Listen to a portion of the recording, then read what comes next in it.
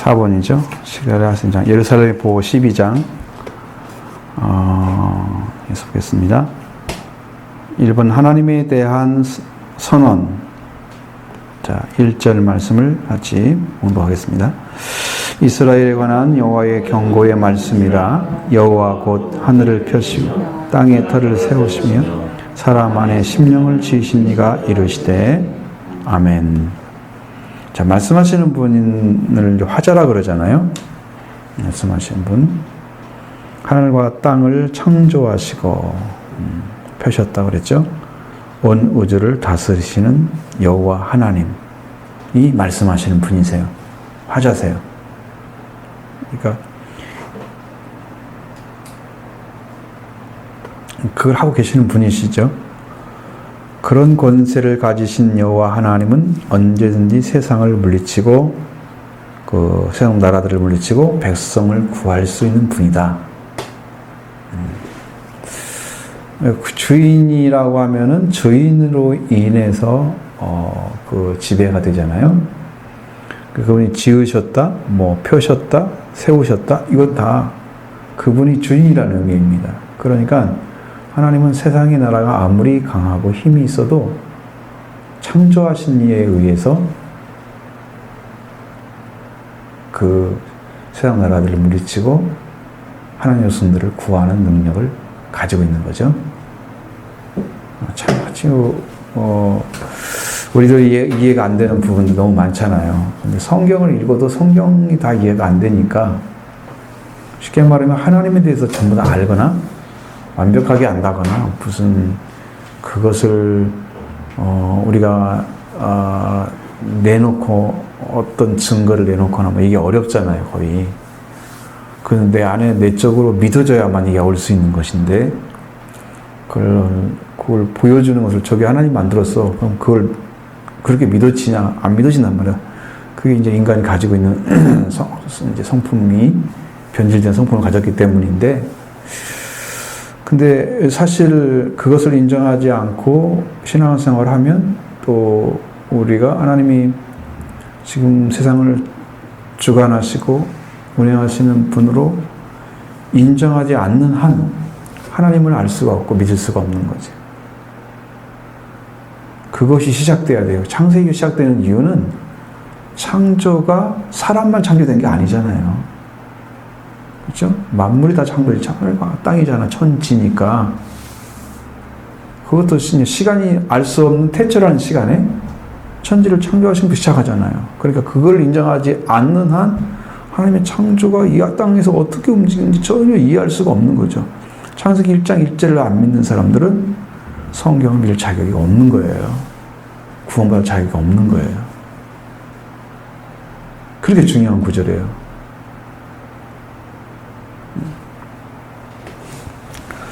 그리고 또 자기 백성을 구원하는 능력을 가졌을 뿐 아니라 사람 안에 심령을 지으신 분이라는 거죠.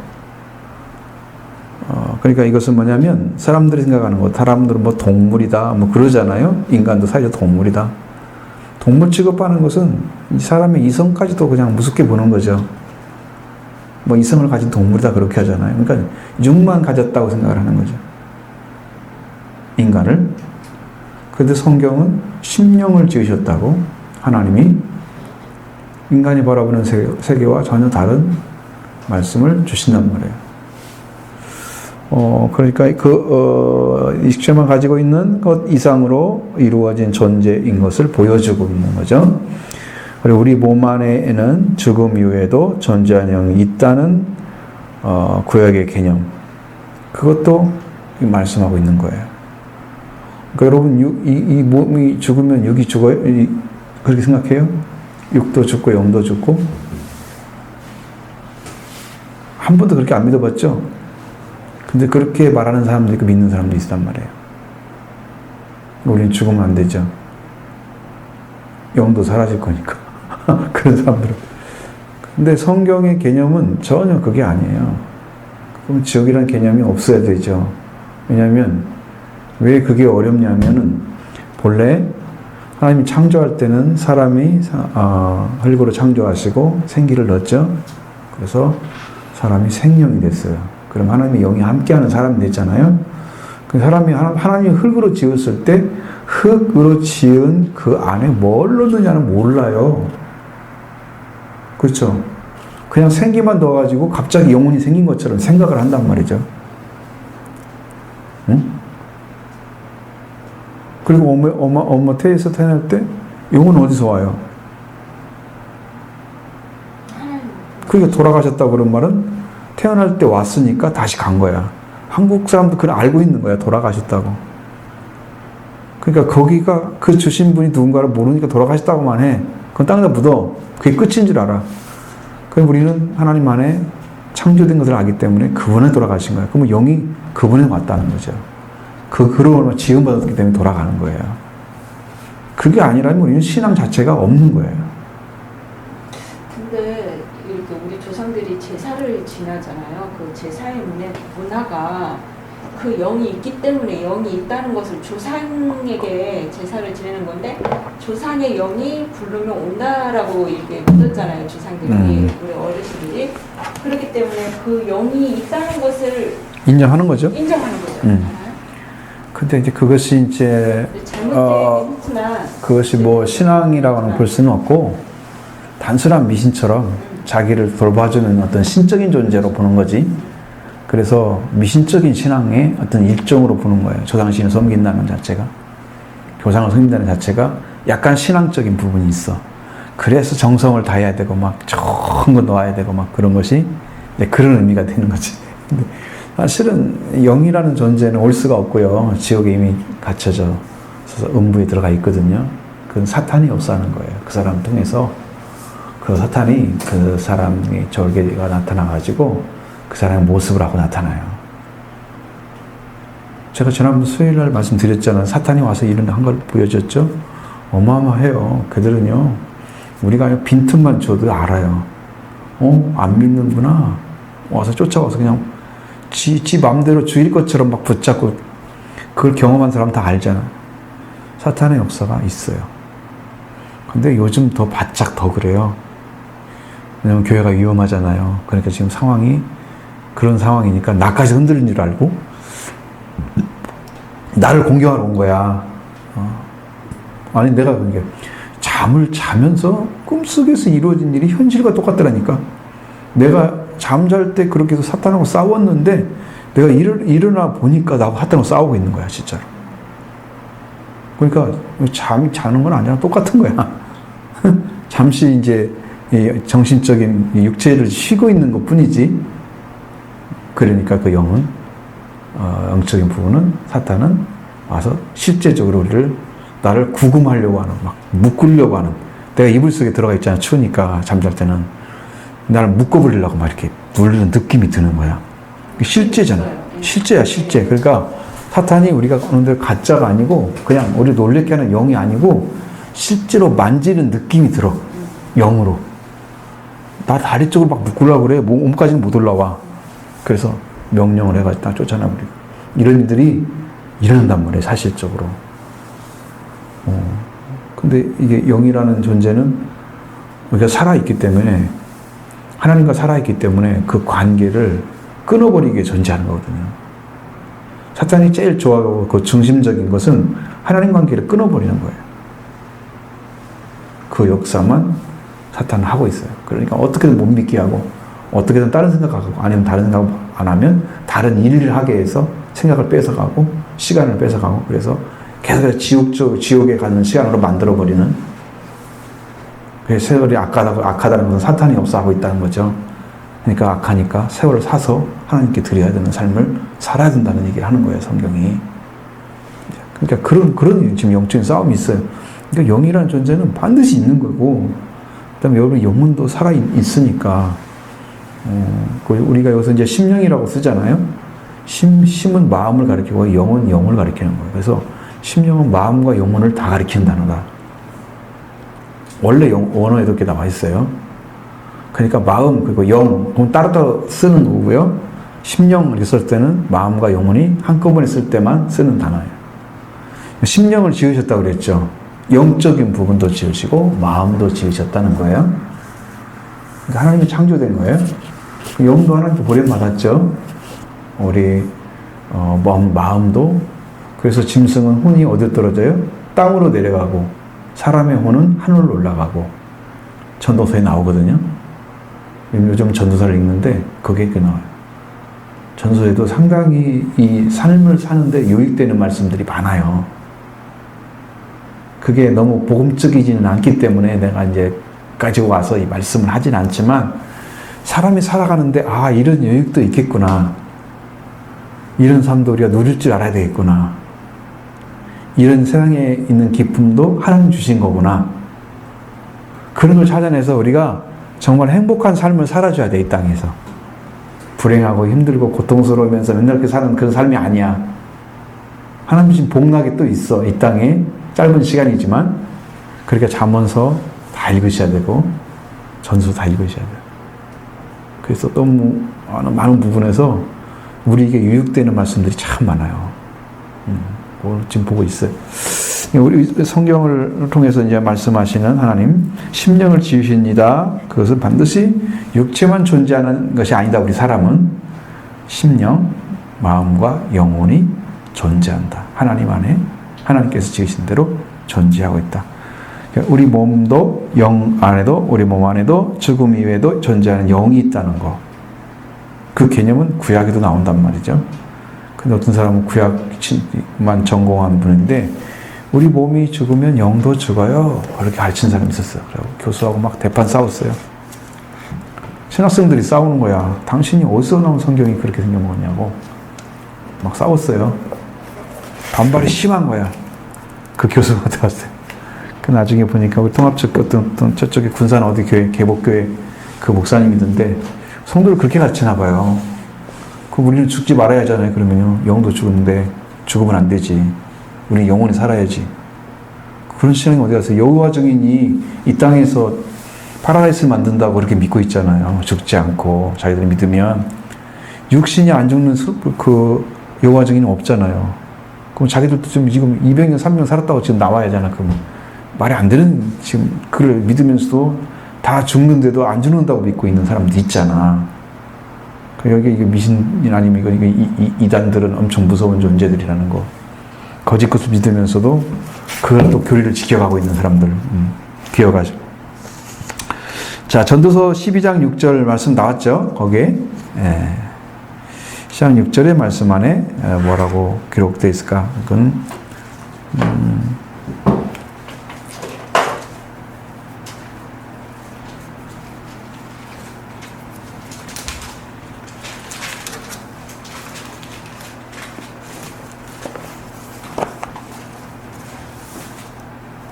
내가 찾아보는 이유는 연결시켜서 읽어보려고 지금 걸어놓는데 이건 틀림없는 말씀이에요.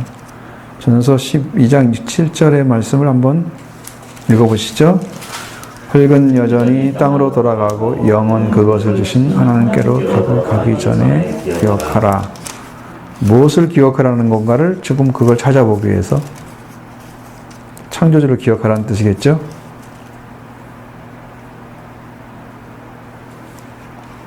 12장 1절에 창조주를 기억하라는 말씀에서 연결이 쭉 되고 있는 거예요.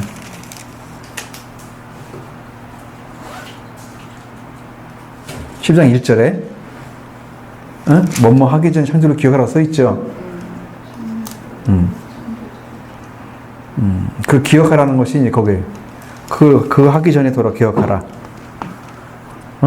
이게 흙은 여전히 땅으로 돌아가고 영은 그것을 구하 주신 하나님께 돌아가기 전에 기억하라. 이 흙이라는 존재가 지금 육체를 말하죠. 땅과 흙은 똑같이 생각하면 아무것도 아닌데 사실 흙이라고 따로 말을 해준 것은 육체는 땅으로 돌아가고 영은 하나님께 돌아가기 이전에, 그건 죽음을 얘기하죠. 죽음 이전에 창조주를 기억하라고 지금 이야기하는 거죠. 우리가 그 분과 함께 살아야 되니까. 자, 2번, 작은 2번을 보겠습니다. 사람 안에 심령을 지으신 분, 앞에 나왔죠? 근데, 그래서, 인간의 영혼의 주인, 그 주인이 하나님이다.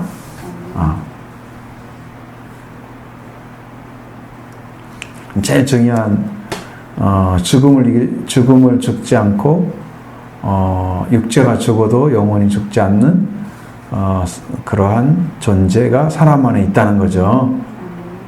그럼 우리가 그 영적인 우리 영혼이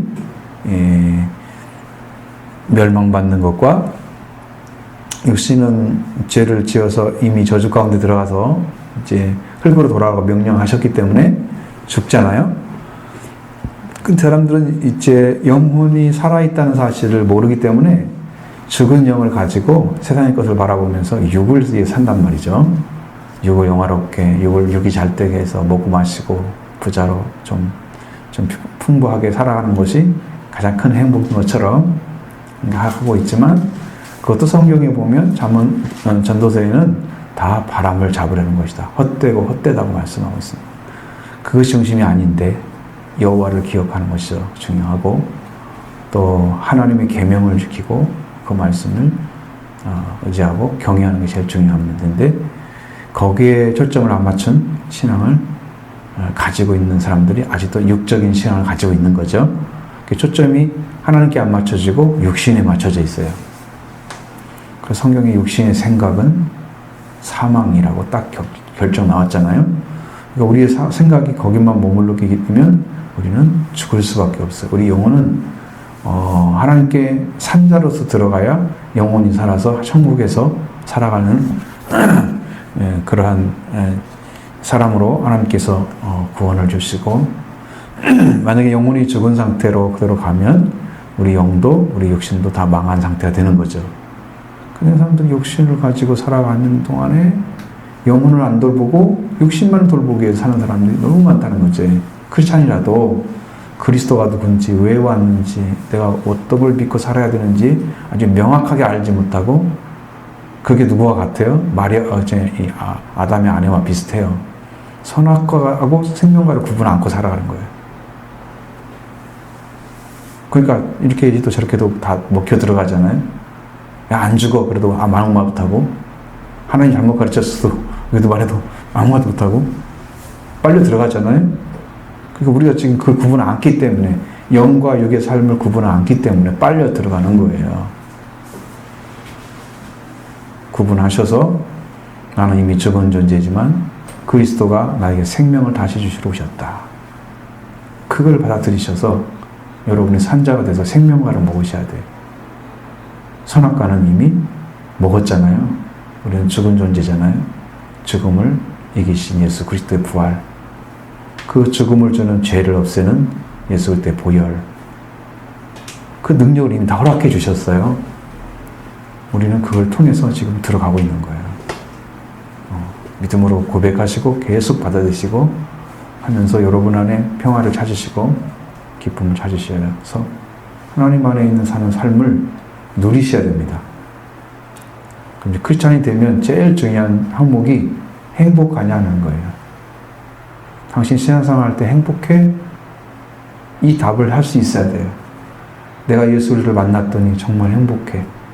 나는 어떻게 살아야 되는지 알아. 하나님께서 무엇을 해야 될지 알아. 이걸 가지고 있어야 돼요. 가장 중요한 문제입니다. 이제 일본 하늘을 펴시며 땅에 터를 세우신 분 하나님 창조자가 써 있죠. 그것은 그냥 넘어갔어요. 위에서 말씀드렸기 때문에 창조주라고. 그리고 사람의 심령이라는 각자의 마음과 영을 통틀어서 각자의 지각과 사람의 지각과 마음과 영을 통틀어서 하는 말이 심령이라는 뜻이래요. 지각이 들어가요. 그래서 우리가 영적인 지각, 육적인 지각이 있잖아요. 그럼 육신이 살아있는데 영이 죽은 사람들은 이성을 가지고 그 이성으로 깨닫는 정도를 가지고 알게 되는 거예요. 영을 받아들여서 영의 역사를 따라갈 수 있는 그 기능이 상실되어 있는 거예요. 영이 죽었기 때문에. 영이 살아나면 그 지각이 살아나서 영적인 말씀도 따라가는 이해력이 생겨서 그 말씀에 들어갈 수가 있는 거죠. 영이 죽는 것은 다 죽는 거예요. 영이 살면 다 사는 거예요. 그 축복을 여러분이 받으시라고 하나님 말씀하고 있습니다. 보이는 부분이 아니고 보이지 않는 내면을 가리키는 것입니다. 지금 여기서 말하는 이분은 아니기 때문에. 그러면 그 삶에 나타나 보이는 부분을 이끄는 것은 나타나지 않는 내면이 이끌고 있는 거예요. 말씀드렸죠? 사람이 왜 행한 대로 갚으리라 하셨는가? 말씀드렸죠? 그 내면에서 결정해서 지금 삶으로 나타난 거잖아요. 누구 결정이에요? 자기 결정이죠. 자기 내면의 결정이죠. 생각의 결정이죠. 그게 행동으로 나타나죠. 말로 나타나죠. 그러니까 자기 결정이잖아요. 그 행위를 누가 했어요? 자기가 자기가 했잖아요. 그러니까 행한 대로 갚아주는 거. 말씀에 순종했는지 아니면 인간의 한국만 가지고 살았는지 그 하나님 평가하시겠다는 거예요. 네. 우리가 죄인을 안 지어서 은혜 가운데 있으면 평가할 필요도 없잖아요. 죄인이기 때문에 그것을 평가해야 돼. 왜? 천국에 들어가고 못 들어가는 사람이 분명히 있기 때문에 그런 거죠. 다 천국에 간다면 평가할 필요도 없죠. 그냥 잘한 것만 평가하면 되죠. 죽어 사는 거 평가 안 해도 되죠.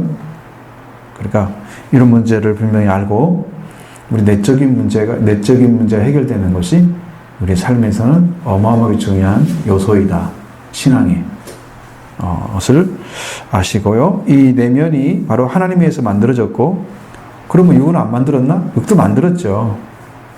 지금 여기 나온 말씀은 자, 심령을 지으시고에 의해서 만든 그 말씀을 하고자 하는 거죠.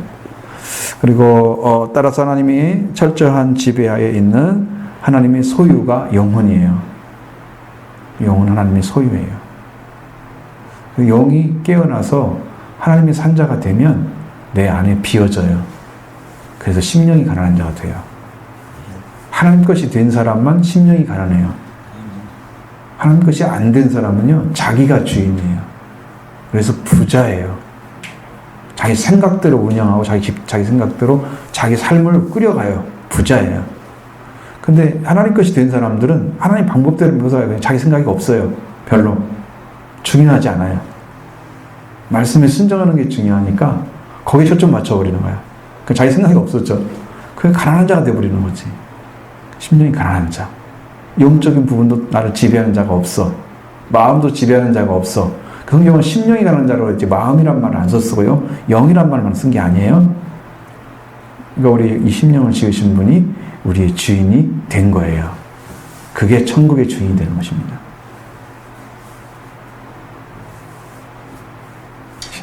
쉽죠? 들으시니까 쉽죠? 그 길만 따라가면 다 이루어집니다. 그걸 지금 주님이 이루셔서 다 주셨어요. 여러분 씻을 수 있는 거. 보혈 다 주셨죠? 여러분 다 살려주신 부활도 허락해 주셨죠? 받으시면 됩니다. 우리 겁니다, 그거. 우리를 위해서 하신 거예요. 주님은 죽지 않으셔도 되고요. 외로우지 않으셔도 되고요. 육신이 안 돼도 되십니다. 근데 우리 때문에 오신 거예요. 그러니까 우리가 받으셔야죠. 그것까지 무시하는 자 하나님께서 화를 내시는 거죠. 내가 다 줬는데 너희들 나를 무시해? 내가 네 주인인데 나를 무시해? 그럼 견딜 수가 없죠. 그 영혼들은 하나님만 들어갈 수가 없는 거죠. 이런 걸 생각하셔야 돼요. 하나님 왜 진노하시는지를. 다 줬는데 안 받고 있으니까 그러는 거예요. 다 줬는데 내가 네 주인인데 또 주인의 말을 안 듣고 자기 생각대로 신앙생활하고 생각 안 버리고 자기 마음도 안 버리고 예수를 따라올 때 자기를 부인하라고 그랬죠? 뭐라고 그랬어요? 부인하는 건 자기 마음과 생각을 버리는 거예요.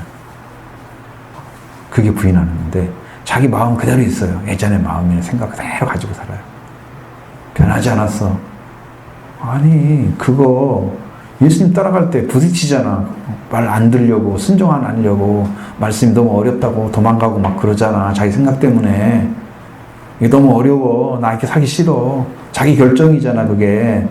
자기가 부인하는데 자기 결정을 하고 막 도망가잖아. 그거 예수님 따라갈 수 없죠? 그러니까 거기서 포근하는 거예요. 그러니까 여러분 생각, 여러분의 마음을 주님께 다 드려서 주님이 받으시는 심령으로 사시기 바랍니다. 그래서 하나님께서는 사람의 심령을 빚으셨다고 말씀하고 있습니다.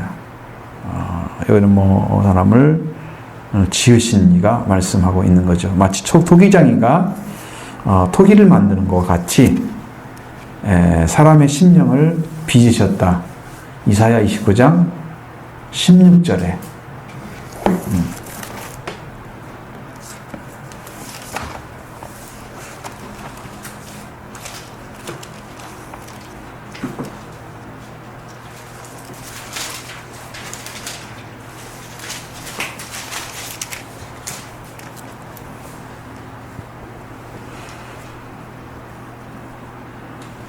이사야 29장? 29장 29장.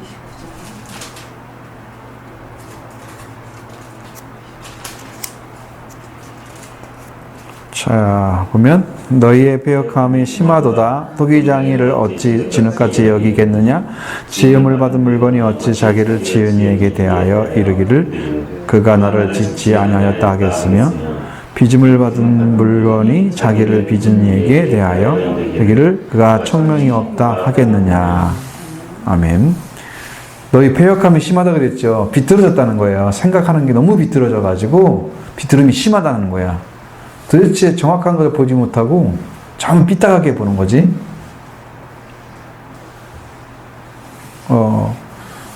토기장 이야기를 했어요. 진흙을 가지고 토기장이가 어찌 진흙같이 여기겠느냐. 토기장이를 어찌 진흙같이 여기겠느냐. 토기장이와 진흙은 같지 않다. 지금 그 말을 하는 거잖아요. 그러면 지음을 받은 물건은 지금 뭐예요? 진흙이 지음받은 물건이 돼야 되죠. 어찌 그를 자기를 지으신 이에 대해서 말하길 때 그가 나를 지지 아니했다 말할 수가 있겠느냐. 또 빚음을 받은 물건이 자기를 빚은 이에 대해서 이르기를 그가 총명이 없다 말할 수 있겠느냐는 거예요. 이것은 이제 누가 누구를 지금 보고 있는 거예요? 사람이 하나님을 보고 있는 거죠. 하나님 우리 안 지으셨어요. 이렇게 하는 거죠. 하나님은 총명이 없어요. 말하는 거죠. 사람이 지금 하고 있는 거예요. 그렇게 하겠느냐? 아니에요. 그렇게 하는 사람은 폐역함이 심한 사람이에요? 비뚤어진 사람이에요? 하나님을 인정하지 않는 거죠. 그건 죄악사상이에요. 사람은 죄악사상은 뭐라고 그래요? 그 심령에 이르기를, 그 마음에 이르기를 하나님이 없다 하도다. 죄악사상이죠? 하나님이 없는 게 죄악사상이에요. 성경이 말하는 이 문제가 하나 있습니다. 그리고 하나님께서 사람에 관해서 특별한 관심과 애정을 쏟으셨음을 보여주고 있습니다. 뿐만 아니라 토기장이를 자기 자신의 철저한 주권 아래에서 만드는 것처럼 하나님께서 사람의 심령을 그렇게 만드셨다는 것입니다. 그러나 하나님께서는 나를 감찰하시고 나의 생각과 모든 행위를 아시고 어느 때 어느 곳에서 또 나를 다스리고 계신다. 이제 시편 139편에 있는 말씀을 읽어보면 거기에 이제 많은 말씀들이 나와 있습니다. 하나님께서 사람의 심령을 빚으셨을 뿐 아니라 사람의 날 역시 빚으셨다고 말씀하고 있습니다. 39장 16절 139편 16절 시편 말씀을 여기서 주고 있습니다.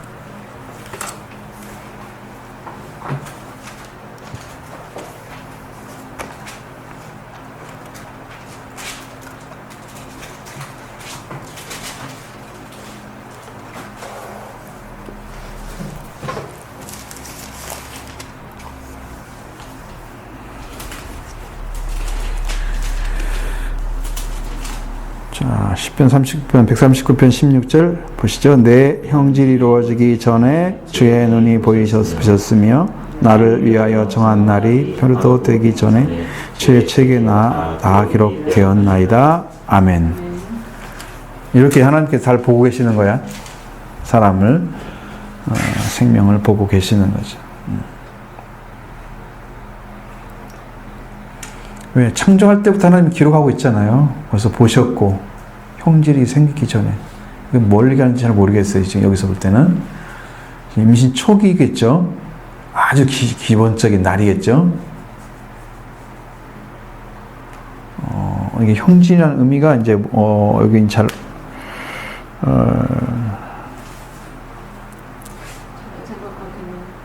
주의 눈이 오셨으면 나를 위하여 정한 날이 하루도 되기 전에 태어나기 전에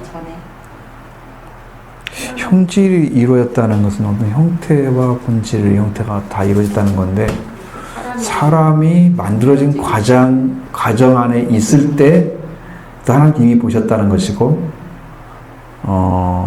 그 다음에 나를 위하여 정한 날이 더 하루도 되기 전에 주의 제한을 그러니까 정한 날이 있잖아요 사람이.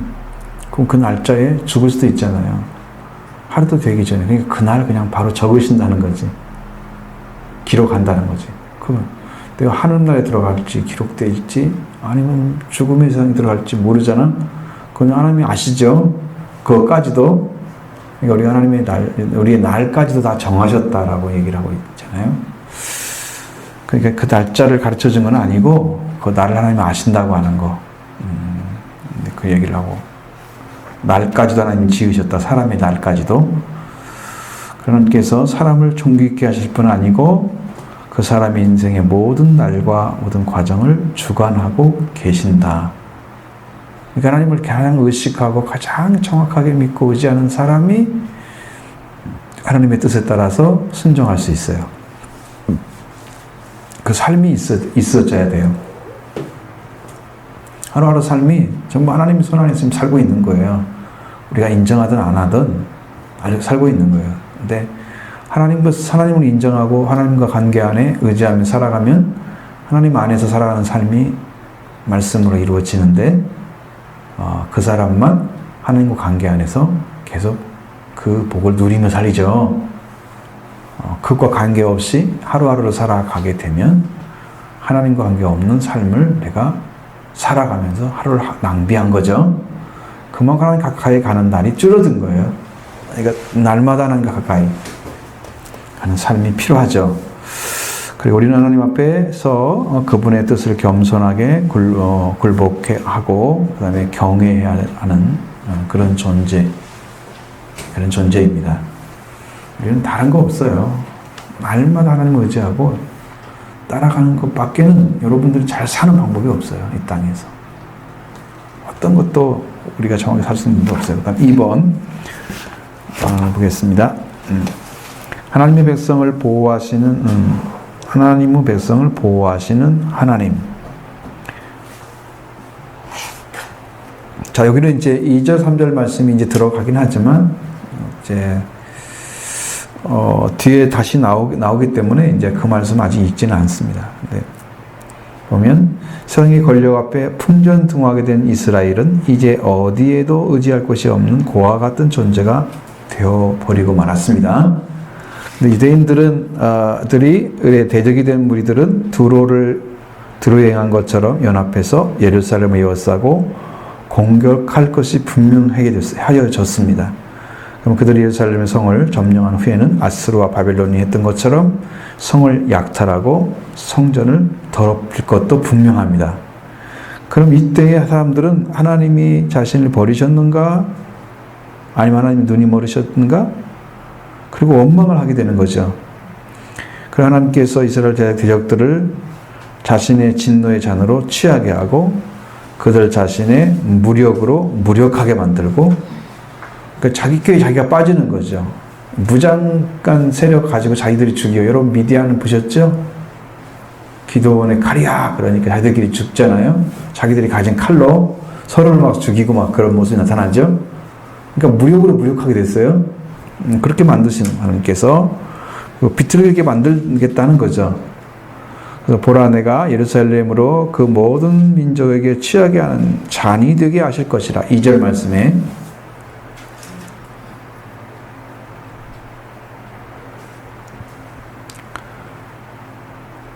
예루살렘에 와가지고 다 취해져 버려. 그러면 그 사람들이 제정신으로 못 살겠죠. 그날에는 내가 예루살렘에게 모든 민족에게 무거운 돌이 되게 하리니 그것을 뜨는 모든 자는 그게 상할 것이라. 천하 만국이 그것을 치려고 보이리라. 그러니까 예루살렘에게 모든 민족에게 무거운 돌이 되게 만든대요. 자, 그러니까 너무 무거우니까 그걸 들다가 다 자기가 상하게 된다는 거죠. 그 말은 들 수 있는 돌이 아니다 하는 얘기예요. 그 정도로 무거운 돌이에요. 천하만국이 이제 그러니까 자기들이 그걸 못 이기니까 어떻게 돼요? 예루살렘을 그걸 치려고 모이게 될 거다. 그 얘기를 하는 거죠. 그럼 이제 그 뒤에 얘기가 있어야만이 이 말씀을 이해를 하죠. 자, 그래서 따라서 이제 이스라엘 백성들은 잠시 동안의 고난과 핍박을 경에 신앙을 잃어서는 되지 않는 거죠. 왜? 그런 신앙이 올 수 있습니다. 만약에 우리 교회가 좀 힘들어질 때 영적으로 여러분이 그때를 잘 견뎌내야 승리할 수 있어요. 근데 그때 넘어진 사람들은 이제 일어나지 못해. 영적으로 못 일어나. 지금 이게 이제 여러분들의 신앙은 그냥 평범한 것처럼 생각할 수 있지만 제가 보기에는 지금 주춧돌을 놓고 있어요. 아주 중요한 지금 그것을 말씀을 전해주고 있는데 이것을 무시해서 그걸 안 만들어 나중에 신앙이 시간이 지났을 때 그때 이제 어떻게 차이가 나는지를 볼 수 있어요. 지금 잘 모르죠.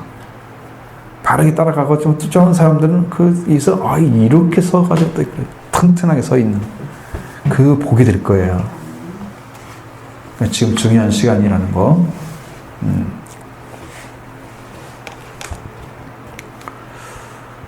그리고 그들은 인내하며 신앙을 굳건하게 해야만 하는 때가 됐습니다. 근데 인내만이 그들이 싸울 수 있는 최선의 전쟁이었습니다. 하나님이 그런 박해의 시간도 주실 때가 있어요. 왜? 그들에게 평안만 준다고 해서 그들이 신앙이 성장하는 게 아니에요. 아이들이 잘만 자라가지고 막 화초가 그 안에서 잘 자란 것처럼 예쁘게 자란다고 해서 잘 자는 게 아니에요. 조금 한 대 나가서 좀 바람도 쐬고 좀 그래야 돼요. 그래서 좀 튼튼해지기도 하고 세상에 힘든 것도 좀 경험하고 그래 튼튼해진 거 내가 이렇게 살아야 되겠구나. 인생은 나가면 다 죄악이구나. 땅이 어떻게 나를 보호해서 하나님 안에 살아야 될까 이런 걸 경험하게 되는 거지. 죄라는 것은 우리를 엄청나게 많은 것을 굳건하게 만드는 그런 역할을 해줘요. 왜? 내가 어떻게 피해서 하나님과 더 튼튼하게 설까? 이런 것들을 만들어줘요. 죄가 없으면 그거 안 해도 되죠. 그래서 이제 천년왕국 때 보면 그때는 사탄을 놓은대요. 그래가지고 사탄이 그 안에 들어오니까 100살 먹어 죽은 사람이 어린아이라고 나와요. 최대가 1000년까지 사는 거니까. 천년왕국이잖아요. 100살에 먹고 죽으면 그건 어린아이가 나오는데 그게 천년왕국을 가리키는 거야. 그냥 사탄이 없는 세계에 태어나 사람이. 사탄이 놓이잖아요. 그러면 거기 꼬임에 빠져서 그 사람들 죽어. 천년왕국에서 그런 일이 벌어져. 그게 나와 성경의 이사야서에. 그렇게 되면 그때에서 죽는 사람들도 나타날 텐데 그 사람들은 사탄이 없이 자랐기 때문에 화초에 있는 것과 똑같은, 그래서 사탄의 꾀임에 쉽게 넘어가고 그렇게 해서 사탄을 경험하고 승리한 자만 들어가게 만들어 천국에. 그럼 우리가 비슷해요. 똑같진 않지만 사탄이 막 꽉 차 있잖아요. 세상에. 근데 그걸 이기면서 승리한 자들이 천국에 들어가잖아요. 지금 천년왕국도 그렇게 돼 있어요. 약간 구조는 같은.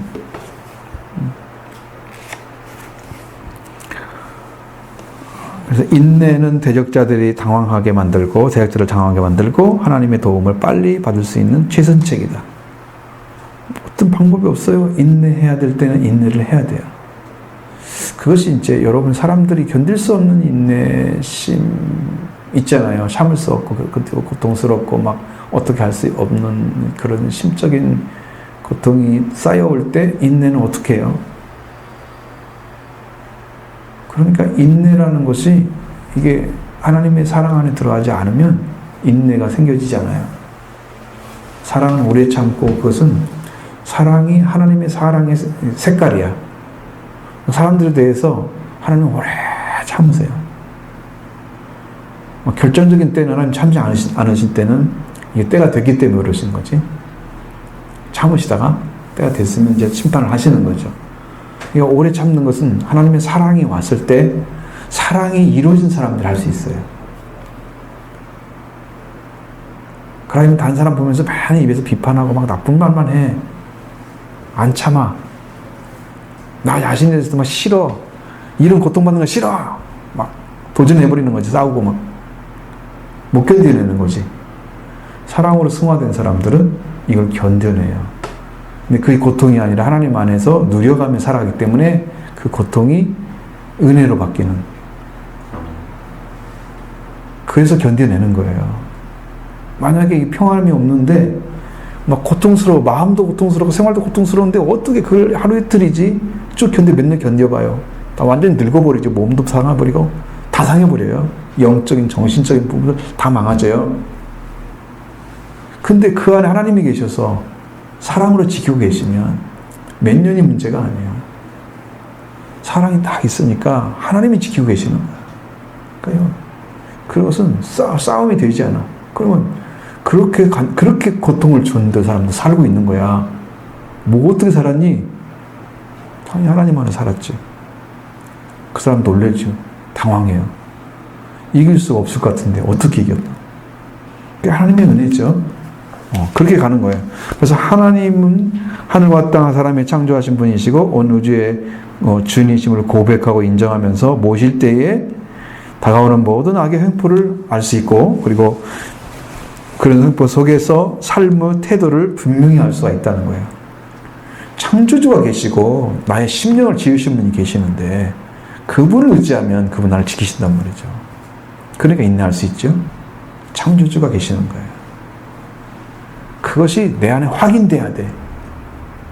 그냥 내가 그 믿는다라고 고백하는 것 정도가 아니고 하나님 여러분을 지으신 자예요. 그런데 예수님이 다시 지으셨어요. 재창조라고 말씀하시는 것처럼 뭐 재창조는 있을 수가 없는 거죠. 새롭게 하신 거죠. 옛 피조물인데, 그러니까 창조물인데, 옛 창조물인데 이제 망가졌잖아요. 새롭게 다시 하신 거예요. 다시 회복시킨 거죠. 완전한 부활이 이루어진 거죠. 예수님 안에 그 삶을 살아가고 있습니다. 그래서 세상에 이제 다가오는 세상에 해상한 십자가의 복음이 무너지는 세상이 올 것입니다. 왜냐하면 지금도 여러분의 신앙들이 색깔들이 다양해요. 지금 뭐 사상적인 싸움도 너무 심하잖아요. 우리 한국 교회 지금 안에서 지금 그런 일부 부류들이 있고, 그것이 보수라고 생각하는 이제 개혁적이지 않은 신의 색깔들이 있고, 혹은 이제 많은 부분에서 교회는 교리를 가르쳐요. 우리는 교리를 안 가르치잖아요. 그러니까 교리화된, 화석화된 성경을 엄청나게 많이 배워가지고 종교인을 만들어. 오랫동안 교회 생활하는데 신앙이 안 변하는 사람들 있잖아요. 교리로 생활하기 때문에 그런 거예요. 말씀으로 들어가시면 변합니다. 말씀만이 우리를 살리는 능력이기 때문에 그 권세를 안에 들어가시면 살아요. 근데 그렇게 안 되고 한국교회고, 그리고 많은 분들이 교회를 하나의 어떤 시장처럼 생각을 하죠. 그래서 뭐 전도하고 헌금 많이 하고 그런 큰 교회 만들고 이렇게 해서 성공한 것처럼 이제 성공 철학을 만들어 놨어요. 한국 교회는 그런 것이 큰 영혼 구원의 목적을 상실하게 하는 그런 많은 목회 부류들이 있기 때문에 여러분들 구분하지 않고 뭐 교회는 다 똑같지 그렇게 말한다고 하면 일반 교회는 다 똑같다고 말을 하는 게 맞는 건데, 그런데 다 똑같다는 의미는 교회라는 의미에서 똑같은 거지 교회 생활 자체가 똑같은 건 아니다. 말씀 가르친 것도 많이 다르고 영적인 것도 많이 다르고 그럴 수 있는 거니까 같은 거지만 다르다는 거죠. 그래서 우리는 이제 성경 말씀대로 살아가기 힘든 생활이 올 거예요, 앞으로. 그리고 십자가의 복음이 능력이 돼서 예수 그리스도의 십자가와 부활의 능력을 통해서 구원을 시키는데 이보다 큰 능력은 없다는 거예요. 많은 사람들이 헷갈리는 것은 자기가 막 방언받고 예언하고 그런 것들을 하면 대단한 신앙가인 것처럼, 사람들 뭐 죽은 자 살리고 막 이런 거 있잖아요. 병든 자를 고치고 귀신 나가고 이런 것 하면 이게 굉장한 능력인 것처럼 나는 그래서 그럼 사실은 예수님이 그것이 중심이었으면 십자가 하실 때까지 병 고치고 했어야지. 예수님이 누군가를 선포한 베드로의 고백 이후에는 거의 병을 안 고쳐요. 성경을 읽어보세요. 몇 군데 안 나와요. 정확하게 나와요. 그러니까 주님은 당신이 누군가를 알리는 데 필요해서 이 기적을 일으켰던 거지 여기가 목적이 아니에요. 한국교회는 아직도 이 초보에 머물러 있는 거예요. 그리스도를 믿고 그리스도가 누군지 하나님 아들인지 누군지를 알고 그분 안에서 구원을 얻고 영생을 얻는 축복이 먼저가 되지 않고 항상 여기가 앞에 있는 이런 교회가 상당히 많다는 거죠. 지금도 여러분은 혼돈스럽지 않기로 하고 그래서 우리는 생명력 있는 십자가의 복음이 부활의 복음이 이 모든 그 능력보다 강한 능력이다. 십자가의 능력, 부활의 능력이 여러분 죽음을 이기고 모든 걸 다 이겼습니다. 그러니까 이보다 큰 능력이 없어요. 이 능력을 믿는 자가 구원을 받는 거예요.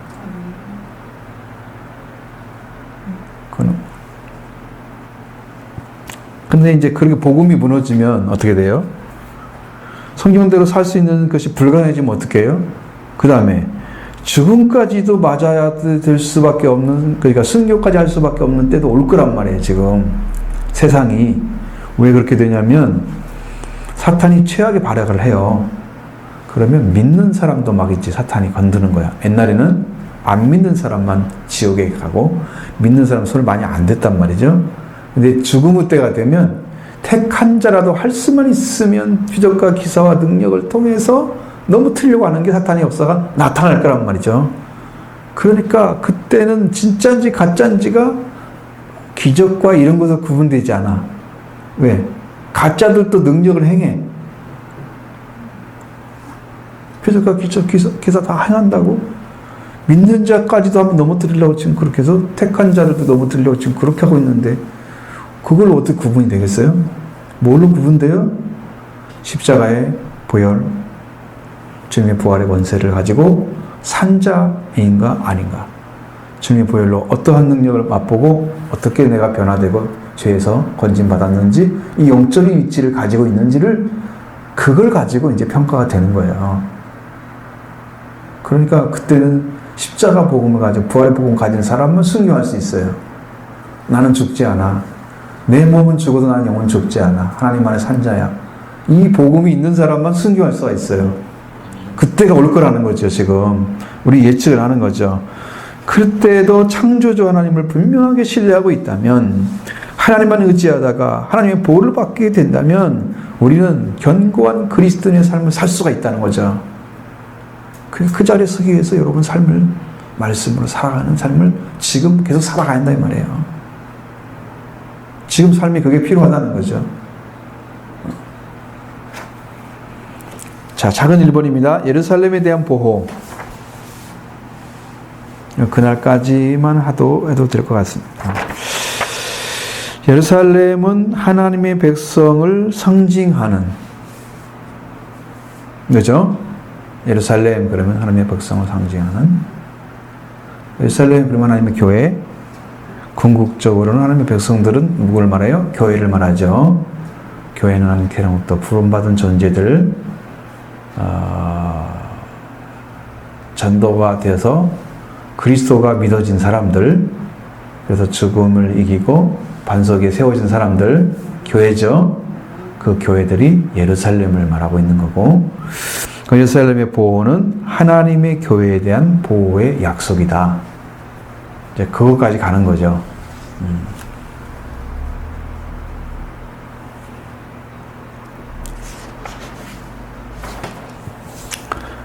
자, 12장, 스가랴 12장에서 14장까지는 그날에 대한 얘기가 자주 나온다는 거예요. D-Day라는 말이죠. Decision Day, 결정의 날. 응? 결정의 날이죠. 결정된 날이야. 그날 딱. V-Day는 빅토리 데이. 그러니까 V-Day가 있죠. 빅토리 데이가 있습니다.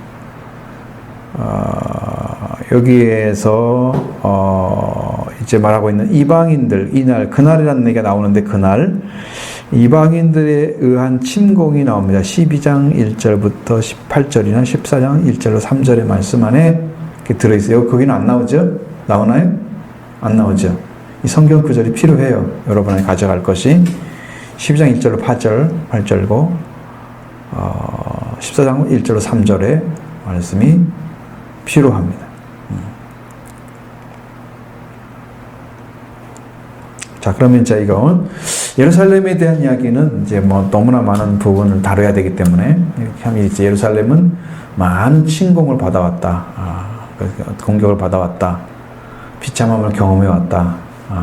하는 건데, 그러나 이러한 일이 한 번 더 남아 있다는 거죠. 환란 기간에 후 3년 반 있죠. 여러분 7년 대환란이 있잖아요. 3년 반이 있잖아요. 3년 반. 그리고 그 3년 반, 전 3년 반하고 3년 반이 있죠. 그 반절 나누는데 3.5년인데 거기에서 후 3년 반 환란 기간 동안에 민족의 3분의 1이 생존해서 왕국에 들어갈 것이다 라는 말씀이 스가랴 13장 8절부터 3절에 있다는 거예요. 그날 지금 후 3년 반을 얘기하는 거죠. 환란 기간 동안에 민족의 3분의 1만이 생존해서 왕국에 들어갈 것이라는 말씀이 스가랴 13장 8절로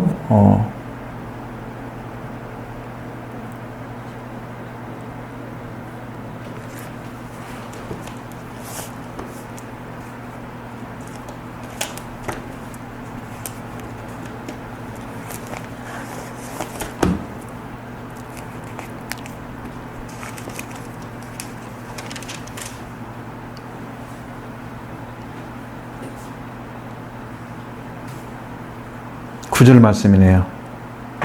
예, 지금 오타가 나와가지고.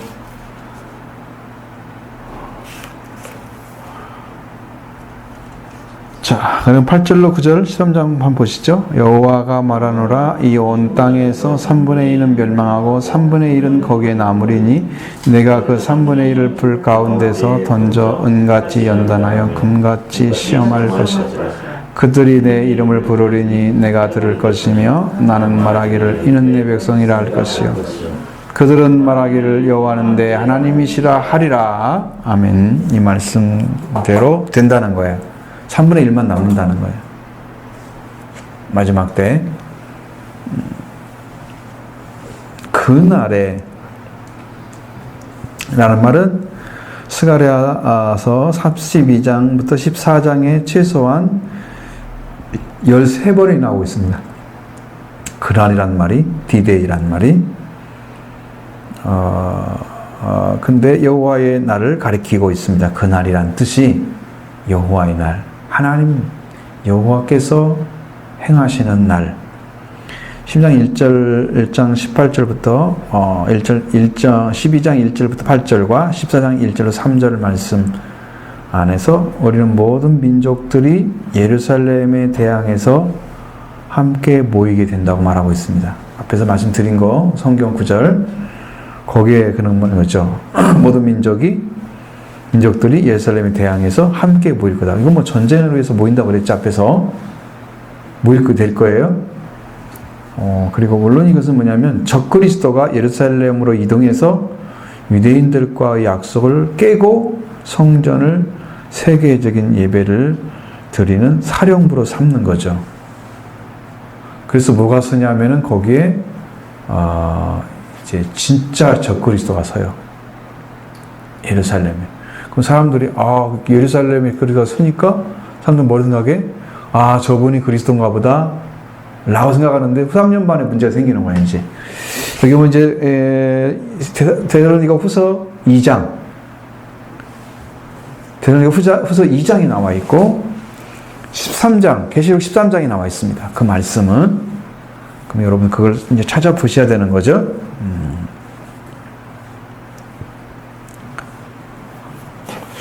그래서 환란의 후반부 말씀드린 후3년 반에 이 땅의 왕은 마지막 대전쟁을 하게 됩니다. 그 전쟁의 이름이 무슨 전쟁일까요?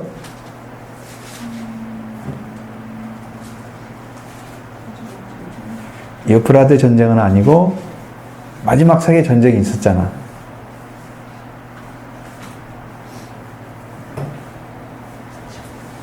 있죠. 거기 있는데 계시록 16장 12절부터 보면 무슨 전쟁이 나올까요? 한번 찾아서 보면은 기억이 남을 거야. 그냥 알려주면 그거 지나간대. 아마겟돈인데. 나오죠? 이게 최후의 전쟁이에요.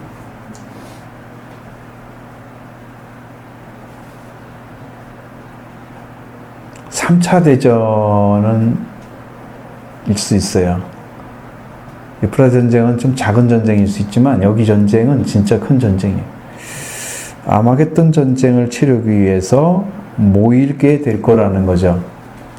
계시록 16장 22절로 16절하고 하고 19장 19절부터 21절의 말씀만 들어있어요. 그게.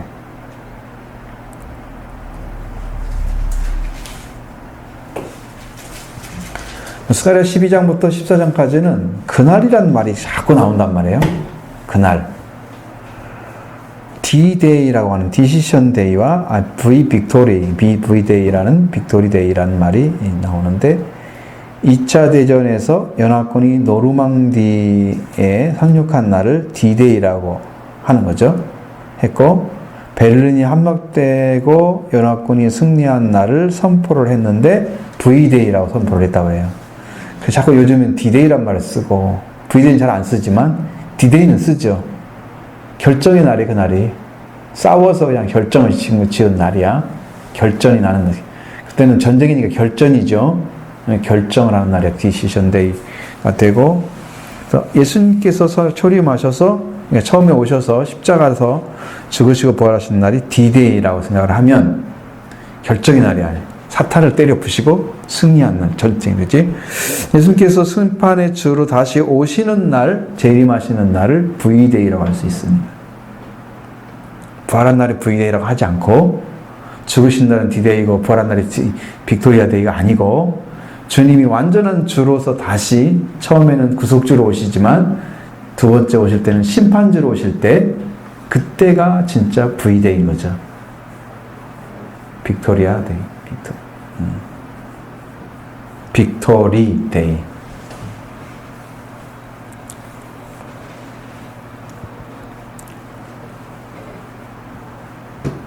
그래서 그날이란 말을 계속 썼을 때 여기에서 그날은 V-Day를 가리키고 있는 겁니다. 지금 마지막이죠.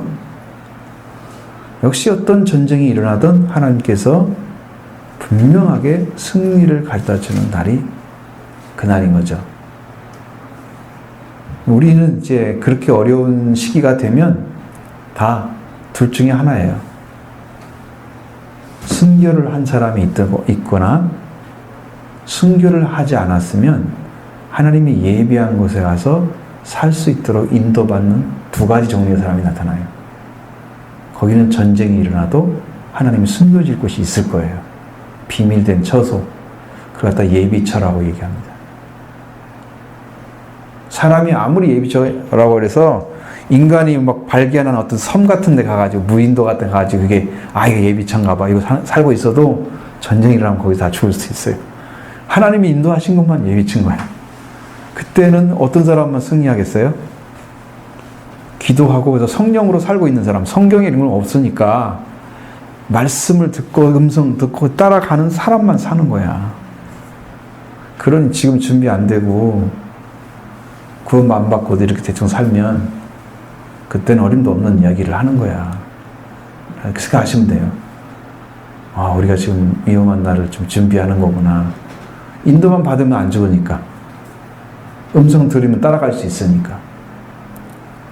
다른 사람은 따라가라고 그러는데 어느 순간에 툭 떨어져서 나 혼자. 그럼 나는 어떻게 갈 거야?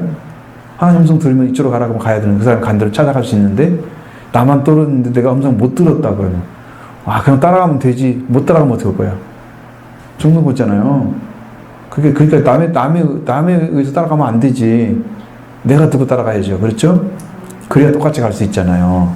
어느 순간에도 위험해서 승리하게 하시고 지켜주시는 일을 행하시기 때문에 그날을 예비하는 거예요, 지금. 중요한 날입니다.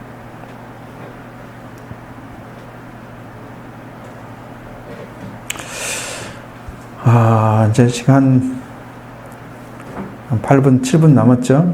7분 남았습니다. 3번, 작은 3번은 하나님의 백성을 보호하심에 대한 약속. 이 말씀은 앞에서 이제 우리가 읽었던 13장, 12장, 2절부터 4절의 말씀.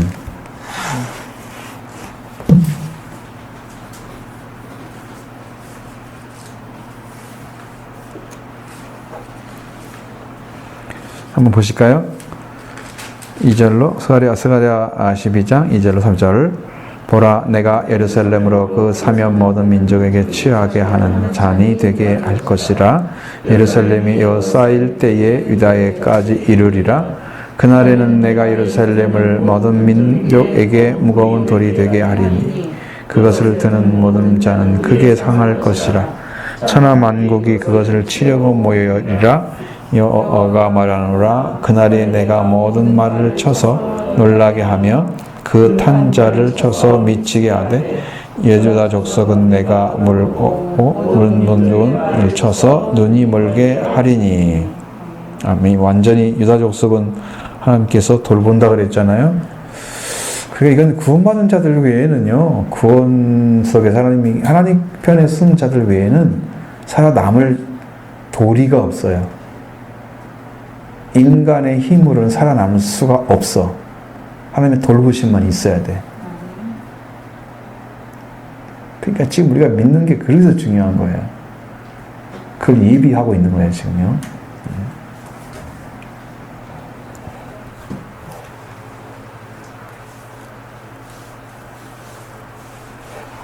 그래서 하나님이 하나님께서 사랑하시고, 하나님께서 하나님은 백성이기 때문에 보호하시는 거예요. 보호하시는 목적이 그거예요.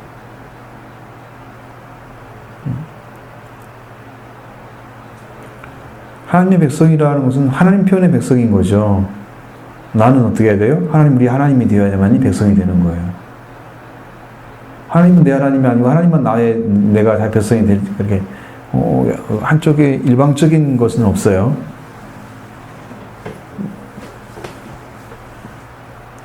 믿음이란 신뢰관계는 양쪽 다 있어야 돼요. 그분도 계시 나도 있어야 돼요. 내가 믿음이 관계가 이루어지잖아요. 관계가 다 있어야 돼요. 이렇게. 그러니까 여러분의 신앙도 역시는 똑같이 하나님이 나를 아시고 나도 하나님 아신 바 되어져야 양이 되는 거죠. 우리는 그의 기르시는 양이요. 그의 백성이 되는 거죠.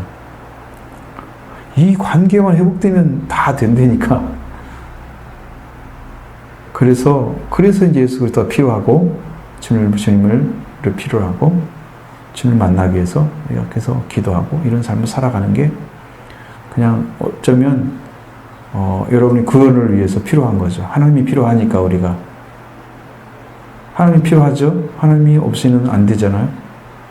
삶이라는 이미 창조 때부터 하나님이 존재하고 계셨는데 하나님을 잃어버린 인간이 하나님 없다고 한들 하나님 없어질 것이면 하나님을 안 믿는다고 하나님이 너만 안 믿는 거지. 하나님 자신이 거기서 그것으로 인해서 하나님이 안 계시거나 아무 손상이 안 되죠. 하나님 자신은 계시는 거죠. 영원히. 그러니까 우리 인간만 지금 비틀어진 거지 하나님은 첫사랑을 버리지 않으셨어요. 인간만 하나님이 창조하신 사랑을 버렸어요, 지금. 그래서 돌아와야 되는 거지. 사람이 지금 그 자리를 못 찾고 있는 거예요. 지금 그 자리를 돌아오기 위해서 예수님이 그 자리에 있는 곳까지 인도하시는 길이 되시는 거예요. 아버지께 가는 길이 되시는 거죠. 그러니까 그분을 붙잡고 여러분 가셔서 그분과 함께 걸어가게 되면 우리 삶은 계속해서 하나님께 더 가까이 가면서 변화를 삶을 살아가게 되는 거예요. 이게 하루아침에 되지 않아요.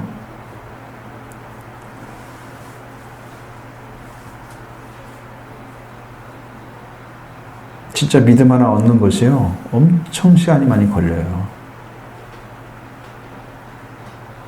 왜 그러냐면 내가 믿었던 믿음으로 쭉 살아온 세월들이 상당히 길어요. 내 스스로 하나님께 봉사하고 열심히 하면 그게 믿음인 것처럼 살았던 삶이 상당히 길어요. 그 진짜 믿음을 찾으니까 모르겠어. 왜?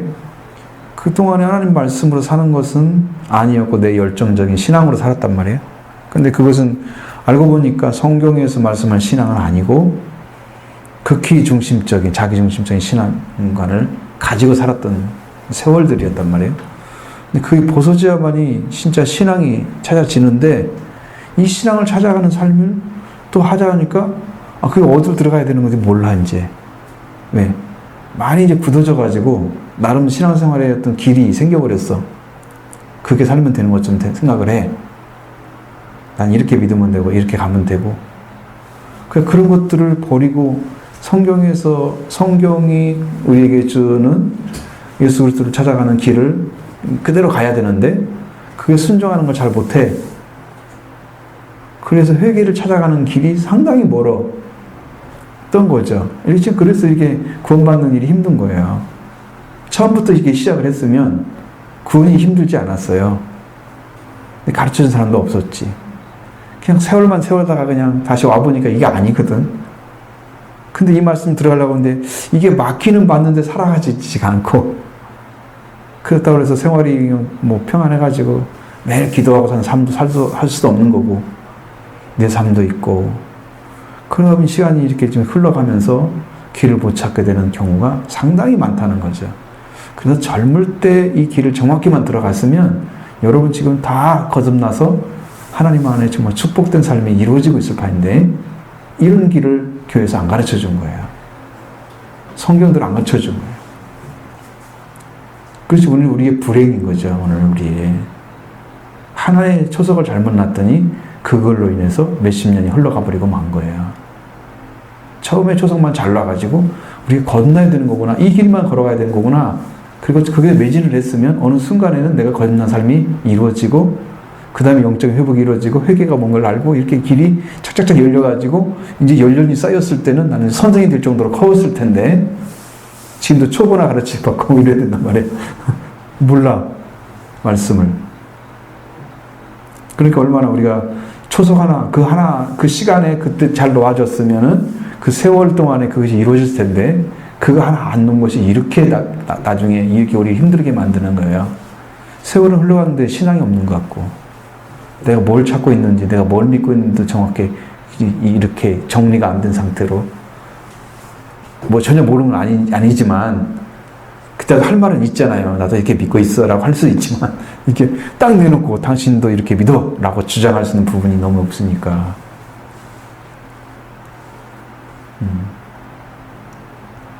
그러니까 우리가 지금도 자리를 지금 세워줘서 아까 초석 놓는다고 그랬잖아요. 이걸 제대로 놓고 세월이 흘러가요. 말씀을 정확히 붙잡고 그러면 그 어느 나도 모르는 사이에 커져 있어요. 변화가 돼요. 말씀이 있고 기도가 있잖아요. 살아나요, 우리가. 근데 요 길을 걷는데 실패를 하고 있는 거야, 지금. 왜? 이걸 지금 받아들여서 자기가 붙잡고 가는 그 삶을 안 살아주니까. 날마다 붙잡고 가야 되거든요.